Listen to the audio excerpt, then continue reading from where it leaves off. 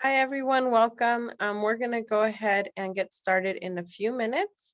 We're going to give folks a few minutes to join here.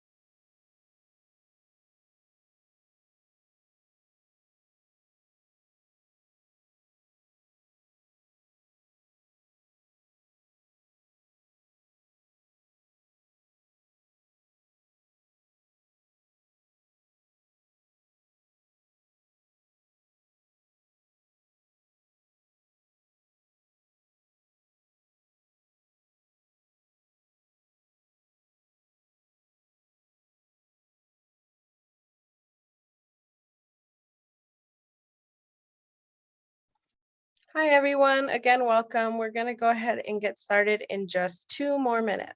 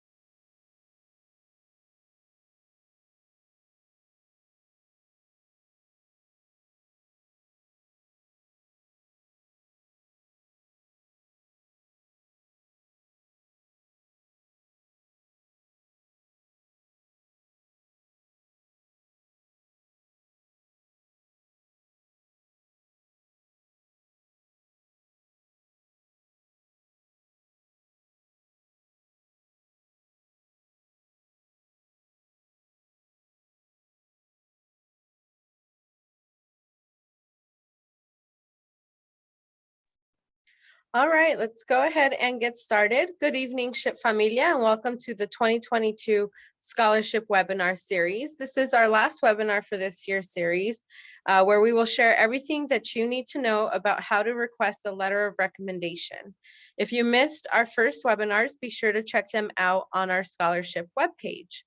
Before we get started, some housekeeping. If you have any questions for me, our guest speaker, or SHPE, please feel free to send them through the chat or Q&A buttons.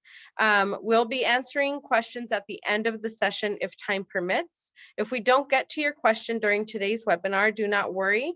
A script with all the questions and answers will be posted on our scholarship webpage after the webinar has concluded. This PowerPoint deck will also be posted. And lastly, I'd like to encourage you to share today's webinar with your social networks, including Facebook, LinkedIn, or Twitter. We want to ensure that everyone has the opportunity to apply to our scholarship program and has the tools necessary to do so. So without further ado, it is my pleasure to introduce our guest speaker, Dr. Castellanos. Dr. Castellanos is an assistant professor in the Aerospace and Mechanical Engineering Department at the University of Texas at El Paso. As a student, she received multiple awards such as the Amelia Earhart Fellowship and the Graduate Engineering Research Scholars. She has participated in multiple review panels such as the NSF Graduate Research Fellowship Program. She has also mentored students to submit successful fellowship applications. Her students have received the GEM Fellowship and multiple research awards to conduct research from the undergraduate to graduate level. She is a reviewer for the Mascarenas Foundation scholarships, who receive around 200 to 300 applications every year. So I'll go ahead and hand it over. Dr. Castellanos, take it away. Thank you so much, Esther. Thank you so much for that amazing introduction. So hi, everyone. I'm Dr. Castellanos, and today I'm going to be doing this seminar on Wow, What a Letter. So as Esther mentioned, I'm an assistant professor in the Department of Aerospace and Mechanical Engineering. I have a lot of experience, not only to be a student writing letters for recommendation, but also now as a professor. And I'll give you like all the tips that I have learned, not only as a student, but also as a professor, so you can have a successful letter. So the agenda for today will be, first, why do I need a recommendation letter? Who should write my recommendation letter? How do you ask for that recommendation letter?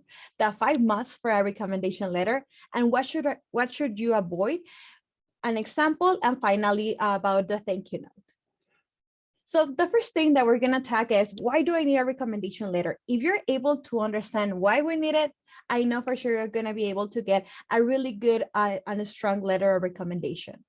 So the recommendation letters are required because it can help the scholarship reviewers to paint a better overall picture of who you are, what you have done, and why you deserve this scholarship.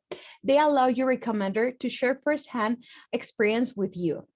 So always keep in mind all of this whenever you need a recommendation letter for scholarships or for a fellowship. This is extremely important because sometimes as a reviewer, I have seen that I get recommendation letters and people do not know that you have to make sure that you mention all this important things about you, like how you're performing in the school, how does the recommender know you, why you should be getting the scholarship, what makes you you.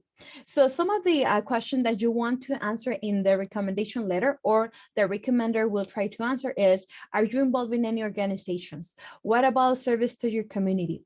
What academic activities do you have? Are you a team player? Is the GPA so important? What extracurricular activities do you have? So all of these questions should be on the recommendation letter. Yes, you probably will send your resume, your curriculum. You will probably send all that information, but at the end, we want to get the sense of how other people perceive you. And sometimes, because whenever we are writing, we try not to put too many things about ourselves. There are some stuff that we completely ignore about ourselves that probably the other people have seen, and that makes us a really good, a very good component for that scholarship that we're applying. So understanding that we need to have a recommendation letter so other people can talk about ourselves, about how we are, is extremely important, because that will take us to the next step. Who should write my recommendation letter? So the letter's objective is to strengthen your applications. So why do you deserve this scholarship? Why you and nobody else? Why you and not the person that probably has a 4.0? So you need to always get that wow. So how do we get that? So you always want to request a letter from someone that have worked closely with you, that knows your skills for that specific scholarship that you're applying. And this is extremely important. Not all of these scholarships will have the same formats. Some scholarship will only ask you about your academic performance. So definitely you want to get someone that will be focused on the academic part. Other scholarship will ask you about your academic, your research, and your service. So you want to get someone that can provide a really good in-depth analysis about you, about those three different parts. So that's what makes you different from everybody else. So always keep in mind what is the scholarship criteria that you are trying to do. If they just mention just any type of recommendation, then see what are the requirements. Are they requiring my GPA? Are they requiring me some service? Are they requiring me, for example, if I have had some types of publications, what they are requiring, what are the things that they are requiring you? So then look someone that can talk about those abilities or skills that you might need for that. So always make sure to know what exactly that scholarship is asking you to write about. So for example, if you're applying for a services scholarship, you will not ask a professor just to write you that, because he won't be able to provide you a strong letter. They might say, well, I have him in my class, but I cannot talk about the service because I don't have experience with him. So or with her or with them. So you always want to make sure that you know the criteria for the letter that you are trying, for the recommendation letter that you're requesting. That's the key, because that will make you stand out from all the people that is submitting application. That's the first part. And even though you might think, well, that's for sure, I know that I'm gonna write about myself. Yes, but you will be surprised of how many letters of recommendation we get that actually don't follow those specific parts that we are talking about. Another thing is that you want someone that can discuss your accomplishment, academic or extracurricular. So if it's a professor that you have only seen in class and that's it, how they can tell you that you have a that you're a good role model? How they can tell that you're participating in an organization? So you always want to keep a balance, or you always want to have a person that can talk about all of these things that you have done.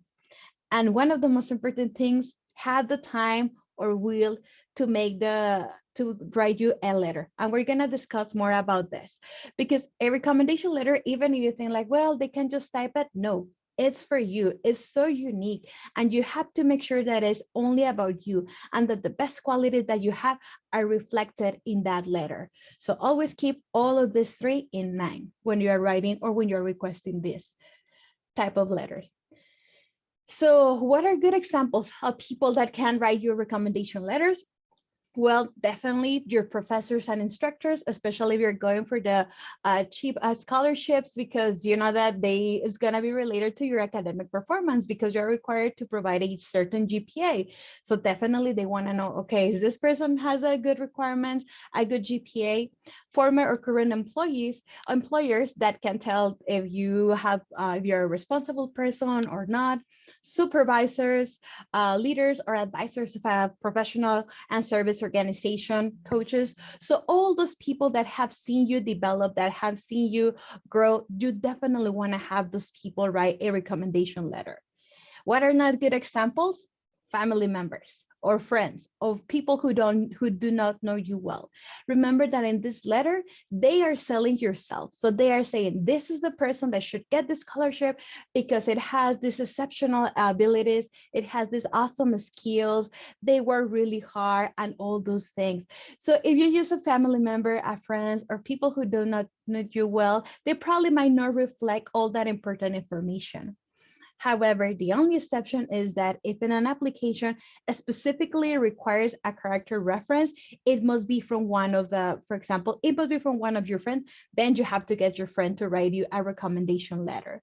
Okay, so always make sure that to read the scholarship criteria so that you can tailor your reference letter for that specific person. And usually you will see when they ask you for a recommendation letter, they will list who can write it: a professor, an employer, a supervisor. So always keep that in mind when you're requesting that.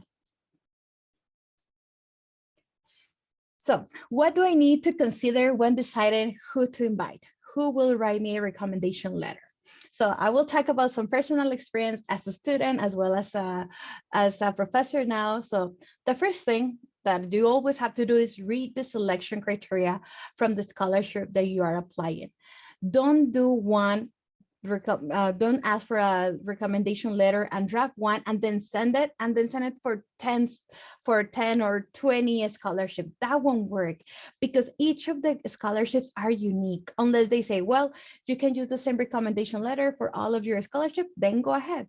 But most of the time they want a specific criteria, like if it's about service, about your academics, all that information. You want to make sure that you're tailoring every single letter of recommendation for that specific scholarship.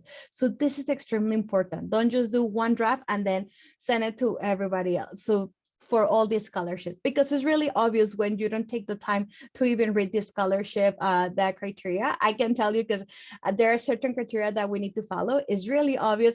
And we know like, okay, if this person didn't even bother reading what we are requiring them for them, are they really want to get this scholarship?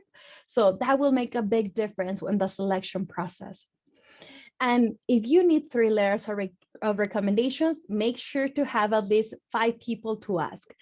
And this is so important. And I'm going to tell you one of my experience. So one time I was applying for a fellowship, and it turns out that the person that was going to write me the letter recommendation, his parents passed away. So obviously I cannot go ask them, oh, by the way, can you write my recommendation letter? So I couldn't submit the fellowship, even though I have already worked on this, because I wasn't prepared. I wasn't prepared to have somebody else to give me a backup recommendation letter. So I couldn't apply. So always, always, always, if you only need 3 people, get at least 5, just in case if someone said no, or they are pretty busy. It doesn't matter. Always, always, always have backup of the backup of the backup for your recommendation letter. The last thing that you want to be doing is that one day before or 2 or 3 hours before the application deadline, you're trying to look for someone to send a letter of recommendation. So always have backups for that. Another thing is to consider the suitability and reputation of the person.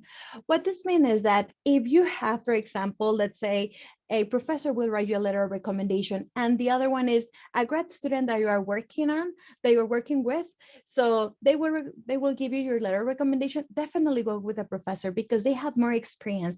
They have experience in their field. So always look better a professor recommending a student than a graduate student, because at the end is like a student is recommending a student. So yeah, of course, we're gonna say we're the best thing ever. So always, always, always go with the reputation of the person.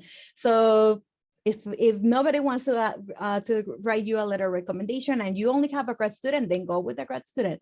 But if a professor is willing to write you, then go with your professor, because that will mean that you have a relationship with the professor knows you, and you already have a relationship working with them, or that you already stand out from his, her, or their class. So that's extremely important, extremely, extremely, extremely important. And the next thing that you want to always remember is what unique perspective could they share about you. So in the recommendation letter, you not only want them to mention that they are really good, they are organized, they are responsible, because those are all qualities that almost everybody will put on their letter. But you always want to make sure that they mention something unique about you. Were you the only student that got an A on the class? Were you the only student that made that project work? So all those type of things is what we're looking when we're reviewing the recommendation letter, to see if there is a connection, to see if you stand out from everybody else. So always, always, always look for a unique perspective that you could share with the professor, so they know that, or whoever you're asking your recommendation letter, so they know that there is a real relationship, and they know that it's true what they are writing. So now we already have decided who is going to be writing your recommendation letters. Now the next part is, how do you ask? How do you ask a professor or a supervisor or an employer to write you a recommendation letter? So the first thing whenever you ask for a recommendation letter is to give them time, whoever it is. It doesn't matter if it's your professor, employer, friend, whoever you are requesting the recommendation letter, you need to give them at least 2 weeks in advance. Why? Because usually, for example, in my case, when a student asks me for recommendation letters, I try to have a weekend in between when the recommendation letter is due. If you ask me on Monday for a letter that is due on Friday, I probably have already packed all my week. And even though I might write you a recommendation letter, I won't be able to polish it or make it as unique towards you so that you will stand out from everybody else. So always keep in mind to have at least 2 weeks in advance.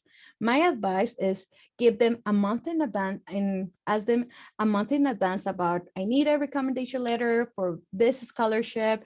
Will you be willing to write me a letter? If they say yes, then make sure that you send any information, any documentation that they need to write your recommendation letter at least 2 weeks in advance. So make sure that there's always at least one weekend in between the deadlines that you need to submit. So the weekends is when we're a little bit more free and we can write a good recommendation letter. Another thing that you need to think about is, should you go in person or should it be an email? So if you decide to go in person, I usually prefer students to come up to my office and ask me something in person because I can put a face to who is asking me. I mean, I see a lot of students. I have sometimes classes that are like 60, 100 students. So sometimes I probably don't know them by name, but I know them by faces.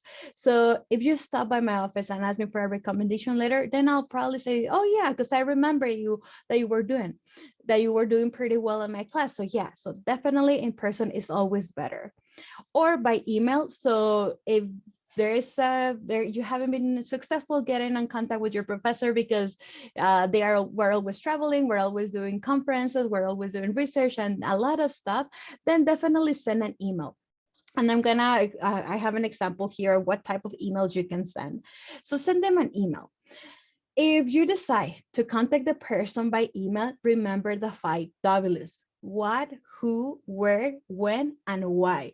This is so important because I receive every day, I'll tell you, probably like 100 emails, not only from my students, but from my department, from all the professional organizations, as well as all my research organizations. So I get a lot of emails. So I won't be able to read, for example, a lot of text. So I want to see something simple: what, who, where, when, and why. Always keep that in mind. Try to give as much as information as possible. 2 to 3 sentences, even 5 sentences is required, but be very direct, very, very, very direct and to the point. Don't start talking or don't start texting like, oh, or writing like, oh, did you remember the last time that I took your class? I love it. And you say the joke. No, because probably we won't read the whole thing. So always be very direct and always have those 5 Ws in your email. And one of the things that had made the difference that I learned them pretty late in my career, probably when I was a master's student, always, always, always offer to draft a letter for your professor, for your employer, for your supervisor. Whoever you're asking them to write you the letter of recommendation, always always tell them that you can provide a draft. So they can start shaping that letter of recommendation based on what you will provide, like your resume or any proof of the material. Why is this so important? Because as professors, we're always doing tons of stuff. We have a lot of stuff going on. So even if I want you to write a letter of recommendation, for me, sitting and then writing 2 pages, it's a lot of information that I need to do. But if you offer me that, oh, I can draft your letter, then I will say yes, because you're going to draft that. And then I'm going to check with your resume. And then probably I know some other stuff that I can add. So that will be pretty helpful. And I'm telling you, because most of the letter of recommendation that I have request, even now that I'm a faculty, I have only one person who has told me like, oh, I write my letters of recommendation. So always offer to offer a draft of the letter that you want them to submit, and then just ask them like modify as make any modification as you would like. That also helps a lot. So what is the one type of an example when you're asking a recommendation letter? So for example, here we have, good morning, Dr. Bucky. I have this event found you well. I am blah, blah, blah, blah. And I'm applying for the CHIP scholarship. I really enjoyed your class last semester and I got an A. I emailed you to see if you would be interested in writing me a recommendation to support my application. I can draft you a letter. I believe you can offer me a good recommendation letter because, and then whatever type of relation that you have had, either research, classes, always mention here, and then mention the letter is due March the 31st by midnight. If you agree, you will receive a submission link from CHIP. Thank you for your time. So here we put everything that we need. What do we need? How they can submit it, when is the deadline, and why we need it. And we're offering them to draft a letter for them. So even though you might think like, well, shouldn't be asked first if they want to write the letter of recommendation and then we talk about the deadline, I will say that that's a no. Because let me tell you from my experience, one time when a student asked me that if I can if I can write a letter of recommendation, and I say, yeah, sure, tell me when is the deadline. And then the student told me, oh, in 2 hours. So now I have already commitment to submit something in 2 hours, and I didn't have enough time to write a good letter of recommendation. So you always want to make sure to give them when is the deadline, how it will be submitted, so the professor is preparing and see that, okay, if this is what I have to do, I'm gonna get the draft of the letter, so I will have already started the work. Then definitely I can modify the draft letter, make it better to make the students stand out, and definitely that will be very helpful for the students. So always have this information in your email. And if you decide to ask in person, it's the same. Tell all this information. What do you need? Offer to draft them a letter or to send your resume so they can see all the things that you have done. All those things, make sure to include all that information.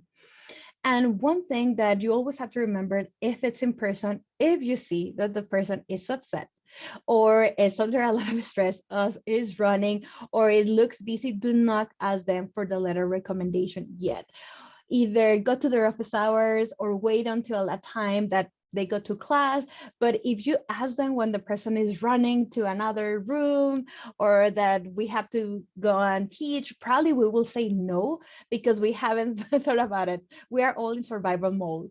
So we just don't want to be saying yes, yes, yes. I will say like, okay, let me think about it or send me an email. So if you see that someone is busy, don't ask them. Wait, go to their office hours and then talk to them. And another thing that I can give you for advice is that if you decide to send an email, my advice is that instead of writing like request for a recommendation letter, I will say send in an email saying assistant inquiry. And then you ask for the recommendation letter there. Why? Because I have noticed that, for example, sometimes I receive like, oh, I need a recommendation letter. Will you be willing? And I'm like, oh, you know what? This week I'm pretty busy. I'll probably check next week and see. So if you ask for assistant inquiry, then you say like, oh, it's for the recommendation letter. Then the professor will say, okay, so they're asking me like if I can write a recommendation letter, but it was like an assistant inquiry. So most of the time people will not say no if you're asked them for their help. So I have noticed that even for my department, even for any other stuff that I need, I always ask assistant inquiry if I need something for somebody else. And that has helped me a lot.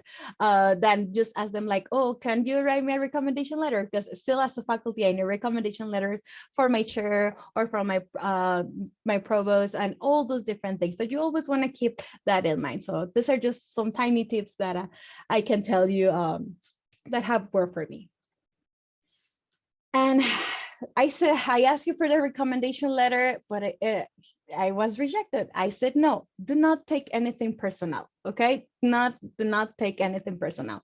And most of the time I have declined to write a letter of recommendation, not because I don't want to help the student, but there are certain scholarship criteria, for example, that require you to talk about the research. So I have told the student, you know what? I don't feel I only know you in my classes. I can talk about how awesome you are in my class, but that's it.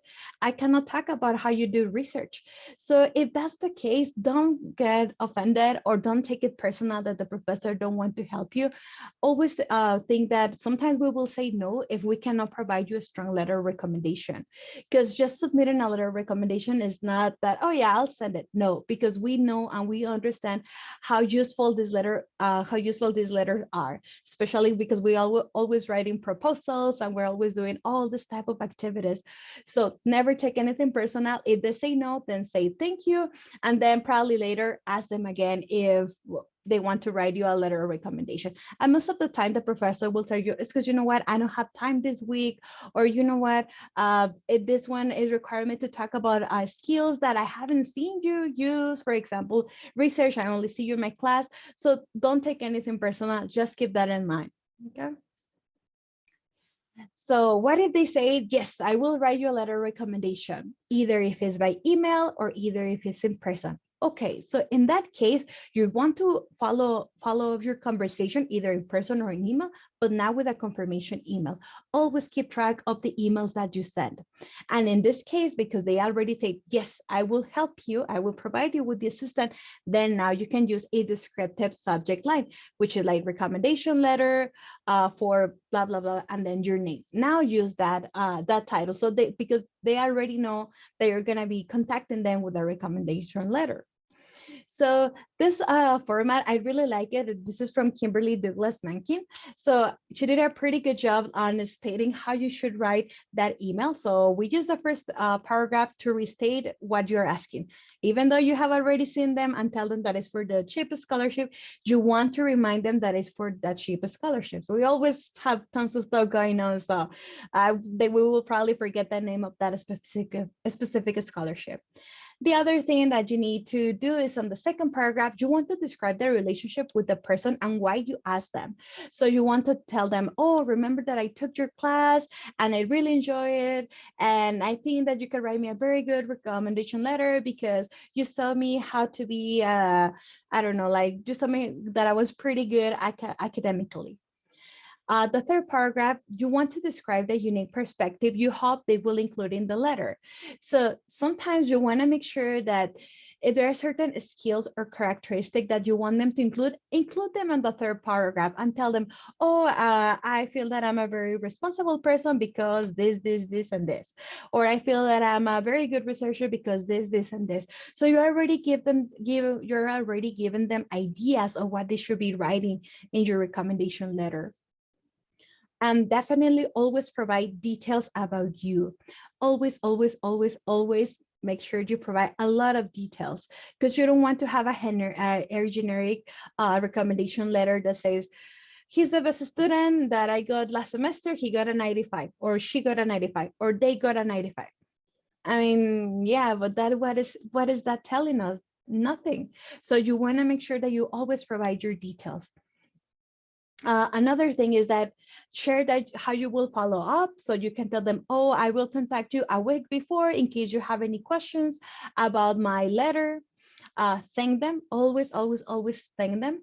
And definitely always attach any related documents that they can use, your resume, so they can see that what you're saying is true. Always have proof of what you wrote is true. If you say that you're publishing a paper, attach the paper, attach a draft, or for example, attach that draft letter that you will be providing to your professor. So always, or employer, always, always, always keep this in mind. So when they say yes, then just send an email and now in the subject, just make sure that you write recommendation letter for blah, blah, blah, and so on. So what are the 5 months for a recommendation letter? What are the things that you need to consider that not only will help you, but also the person who will write you the recommendation letter, or if you will be drafting the recommendation letter? Number 1, read, and read again the scholarship criteria, and read it again. If you need to read it 1,000 times, do it. And make sure to keep all those different keywords that in the criteria they mention, like, oh, we want someone that can prove that academically they have achieved a lot. Then keep in mind all those things, because you definitely want to put those type of information in your letter. or send it to the professor or your supervisor so they can have that. Include examples, make it personal, make it as personal as possible. What makes you be you? Why are you so unique? Always do this. So for example, I have here one of the an example of what I use for a recent application where I had like Dr. Castellanos was an outstanding student. Yes, so I mean, there's a lot of people that is outstanding here, but we never provide any type of examples of why am I a good student. So for example, Dr. Castellanos was an outstanding student because during her graduate students, she was awarded the Amelia Earhart Fellowship, the Graduate Engineering Research Fellowship. She got 3.76 GPA and her PhD and stuff like that. So you always, anything that they said, if you're responsible, give an example. If you are a really hard worker, give an example. You want always to give an examples that can supplement that specific skill or characteristic that the professor or your employer is mentioning. Number 3, each part of the recommendation letter should be equal weighted and it must flow. So what does that mean? You will see that when you're applying for this scholarship, they will probably ask you for your academic, your research or service, or just the academic part or just the research part. I have received a lot of letters of recommendation, and I have reviewed a lot of letters of recommendation where we specifically tell them you need to mention, or the person that is writing your recommendation letter need to have your academic, research and service. And I get a lot of information about the academic part, and research and service very little or not at all. So you always have to make sure that those key parts that they are telling you, you need to have this, and you have to always show proof of academic, research and service. Then you have to keep in mind that this one has to be equally weighted. So if it's one paragraph that you're talking about academic, you need one paragraph about research, you need one paragraph about your service. So always keep this in mind, because for example, I'm not saying about CHIP, but there's other types of applications that I have helped review, and we get a list from we get a rubric from 1 to 5, where I have to go from 1 that is not compliant with academic portion, and 5 very compliant with the academic part. So I can only give you from 1 to 5, and you need, when I'm reading the recommendation letter, this letter has to provide me with all the information for me to grade you from 1 to 5. So if you don't include your research, or if you don't include your service, which was a requirement, then I will give you a 0. So you could have the best academic performance, but if in the scholarship criteria we require research, we require service, you need to make sure that you put that. You need to include that in your recommendation letter. So always keep in mind your scholarship criteria. And each letter is unique.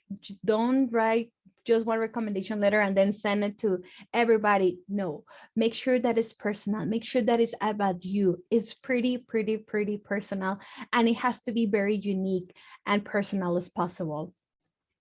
Number 4, start early and give the recommender at least 2 weeks to work on the letter. Always start early. Don't start the night before, because there's a lot of things that will happen.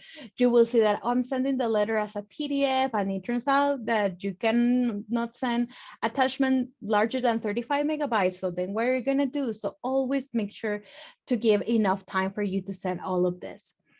And the last part is that the recommendation letters, a good recommendation letter should always range between half to 2 pages. The only exception is if an application specifically requires a certain length, but between half a page to 2 pages, that's usually the recommendation letter that can go in really depth about who you are as a person. So what should you avoid? What you should never done? So the first thing is never list anybody without prior agreement from them. Don't send your professor that, oh, I always answer question in class. They will definitely give me a recommendation letter. And the reason of that is because we might get those emails, but they will go to our spam folder and we will never see that. So it's not polite to ask them to just put them on the form and ask them for a recommendation letter. Always make sure that you ask them first. Once they say yes, then send them the information for them to write your letter. Another thing, email them from your school email. Do not use your personal email. I have received a lot of emails from a student like, can you write my recommendation letter? Thanks. And then I see like the username, and then it's from a Hotmail account, and I don't know who that person is. And sometimes those emails are actually listed as a spam and will go directly to my junk folder, and I will never see them. So always your school email. Also, never ask them to write you a letter with 2 to 3 days in advance only, because that letter will not be pretty in-depth about you. Or provide an outdated resume. You want to make sure that the resume that you send, so they can check that what you're saying is true, is up to date, and has all this information. Remember that you want to make the life easier for the person that is writing your recommendation letter. Send emails to check if they have already submitted. For example, every day, that's a no. Always make sure that in the email, when you're asked a recommendation letter, that you list and tell them, oh, I will follow up in a week. That's totally fine. But email them every day. Have you submitted? Have you submitted? Have you submitted? No, because what's going to happen is that later they probably will say no. They will not want to write your recommendation letter. Another thing is send a letter with grammatical errors or misspellings. That's a huge no. Always go and check that everything is written correctly. And also send a letter that is larger than 2 pages. No, even though you want to put a lot of details, nobody will be reading a letter that is 2 or 3, 4 pages, like 2 pages for sure, but 3, 4, 5 pages, no. So always try to avoid this type of stuff. So what are some examples? So some example, this is what I have done for some of my students, as well as when my advisor used to wrote me some of this information. So the first paragraph of your recommendation letter always need to answer the question, how do they know you? What is unique about you? So do you want your professor, your employer, to mention since when did they know you? Because you definitely won't ask for a recommendation letter for someone that, oh, I just met him last month. No, it won't be that strong. But in the other hand, if they say, oh, I have known them for 2 semesters, or I have known them for this semester, so you definitely want to have that. So for example, on this part, I wrote for, I most enthusiastically write this letter recommending blah, blah, blah, blah, for the CHPE scholarship. I have known this person for X years or X semesters as her major advisor, and she has worked for me as a TA in a class. She's an outstanding student. She was awarded this and this and this.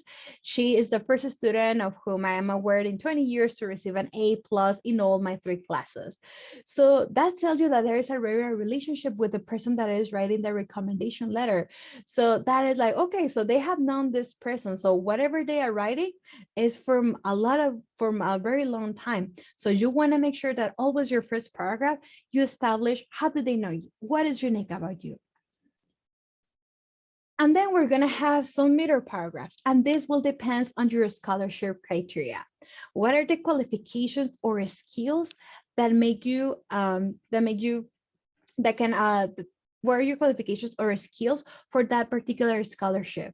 Is it academics? Is it research? Is it service? Is it a combination of these 3? So this will change a lot depending on the criteria that you're looking at. So for example, if it's academics, you definitely want to bring out about what is the GPA that you have. Have you been awarded some scholarship? Have you been awarded some scholarships? Have you been, for example, the Marshal for the College of Engineering? So you want to make sure that everything that is related to academics is in that position. Don't mix academics with research and service. Make sure that everything that is on academics is, for example, in one paragraph, because you also want to be, you want the reviewers, whoever is reviewing your application, that whenever they are reading that, they can just go on the, whenever they are reading that, they can follow all that information.